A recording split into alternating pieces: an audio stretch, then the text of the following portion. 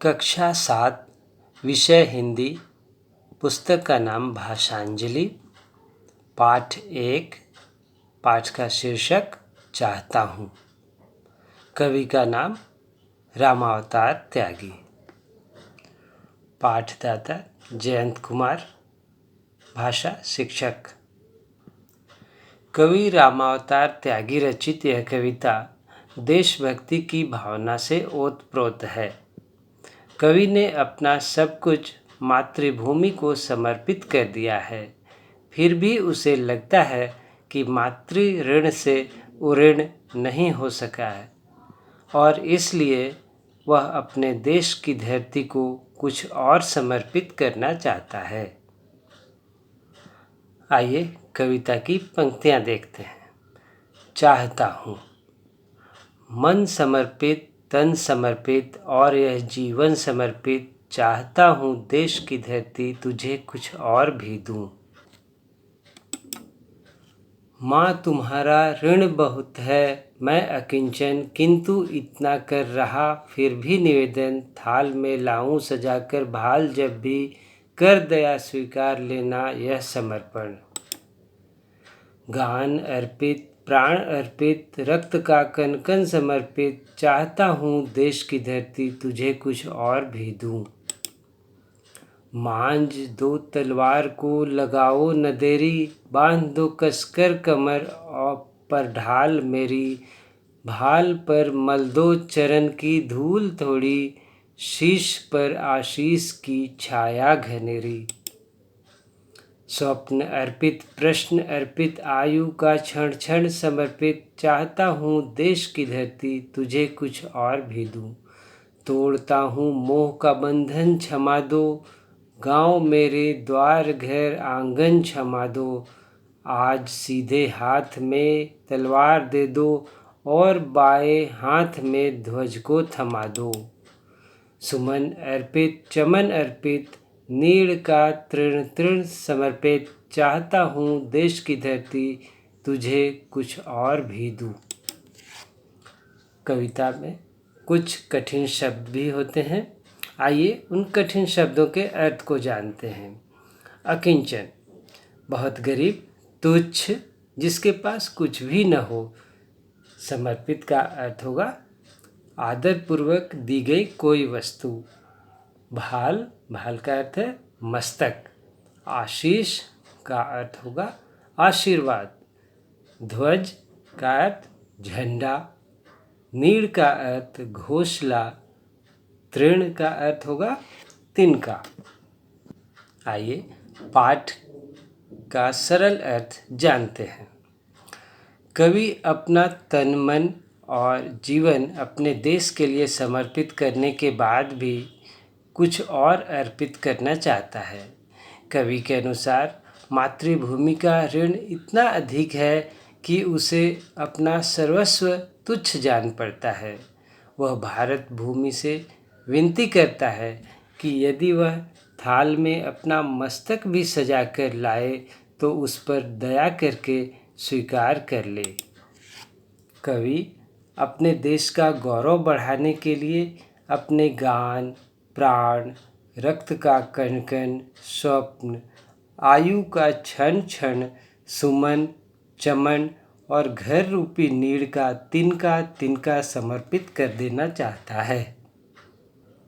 पाठ में कुछ अभ्यास के प्रश्न भी हैं। आइए प्रश्नों के उत्तर को जानते हैं। प्रश्न: हमारे ऊपर अपनी मातृभूमि का क्या क्या ऋण हो सकता है? उत्तर होगा, हम अपनी मातृभूमि से भोजन, वस्त्र, आवास, वायु, जल, सुरक्षा आदि प्राप्त करते हैं, जो वास्तव में मातृभूमि द्वारा किए गए उपकार हैं। ये उपकार ही मातृभूमि के ऋण हैं। अगला प्रश्न देखते हैं। कवि अपनी मातृभूमि को अपना सब कुछ समर्पित क्यों करना चाहता है? उत्तर होगा, कवि ऐसा अनुभव करता है कि मातृभूमि उसके जीवन का आधार है, अतः उसके प्रति कुछ दायित्व भी हैं, जिन्हें पूरा करने के लिए कवि अपना सब कुछ मातृभूमि को समर्पित करना चाहता है। अगला प्रश्न, थाल में लाऊं सजाकर भाल जब भी, पंक्ति में निहित भाव को स्पष्ट कीजिए। उत्तर, इस पंक्ति के माध्यम से कवि का आशय यह है कि अपनी मातृभूमि के ऋण को चुकाने के लिए संपूर्ण जीवन भी कम है। उस ऋण को चुकाने के लिए जब भी प्राण अपने देश को समर्पित किया जाए तो देश उसे सहज स्वीकार कर ले। अगला प्रश्न, कविता में युद्ध में जाने से पूर्व किस तरह की तैयारी की बात की गई है? उत्तर होगा, इस कविता में युद्ध में जाने से पूर्व तलवार को चमकाकर धार चढ़ाकर दाएं हाथ में देने की बात की गई है। कमर में ढाल को कसकर बांध देने और मस्तक पर मातृभूमि के चरणों की धूल का तिलक करने, आशीर्वाद देने तथा बाएं हाथ में देश का ध्वज थमाने की इच्छा व्यक्त की गई है। अगला प्रश्न, कविता में अपने गांव घर से क्षमा याचना की बात क्यों की गई है? उत्तर होगा, कविता में अपने गांव घर से क्षमा याचना की बात इसलिए की गई है कि देश की रक्षा करने के क्रम में यदि कवि की मृत्यु हो जाएगी तो गांव घर उसके बिछुड़ने पर दुखी हो जाएंगे। अतः गांव और घर के दुख के प्रति क्षमा याचना की गई है। आपके पाठ में भाषा संबंधी कुछ बातें भी बताई गई हैं। आइए आज कुछ खास शब्दों के बारे में जानते हैं। कविता में कण कण, क्षण क्षण और तृण तृण जैसे शब्दों पर ध्यान दीजिए। यहाँ शब्दों की पुनरुक्ति हुई है। कविता में शब्दों की पुनरुक्ति से सौंदर्य बढ़ जाता है और कवि अपने भावों को सरस और रोचक ढंग से व्यक्त करने में सफल होता है। आप भी अक्सर अपने जीवन में ऐसा प्रयोग करते हैं। ऐसे वाक्यों को आप एकत्र कीजिए जिनमें एक ही शब्द की पुनरावृत्ति हो।